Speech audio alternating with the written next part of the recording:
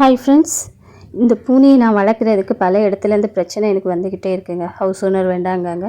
அப்புறம் பார்த்திங்கன்னா என்னோடய மாமியார் அவங்களும் அவங்களோட அக்கா பல வருஷமாக பூனை வச்சுருந்தாங்களா, அந்த பூனை ஏதோ கடிச்சிட்டான். ஸோ அதுக்கு ரேபிஸ் இன்ஜெக்ஷன் போட்டு 5 ஊசி ஏதோ போடணும். அதனால் இந்த பூனையை வெளியில் எங்கேயாவது கொண்டு விட்டுருங்க அப்படி இப்படின்னு சொல்லிக்கிட்டே இருக்காங்க.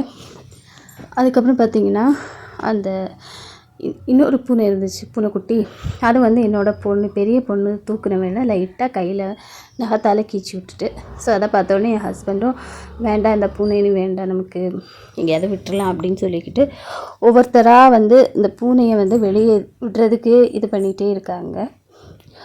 என்னை பொறுத்த வரைக்கும் பார்த்திங்கன்னா, நான் எங்கேயாவது தூக்கியெல்லாம் போட முடியாது. யாராவது வளர்க்குறேன் அப்படின்னு கேட்டாங்கன்னா அவங்க கையில் கொடுக்கலாம். அது நிம்மதியாக நான் 3 பேரை சாப்பிட்டுட்டு அது எங்கேயோ ஒரு இடத்துல பத்திரமா இருக்கும்னு நம்பிக்கையாக இருக்கலாம். இது வழியில் எங்கேயோ தூக்கி போட்டோன்னா அதுக்கு சாப்பாடு கிடைக்குமா என்ன ஏதுன்னே தெரியாது. ஸோ எனக்கு ரொம்ப வருத்தமாக இருக்குங்க.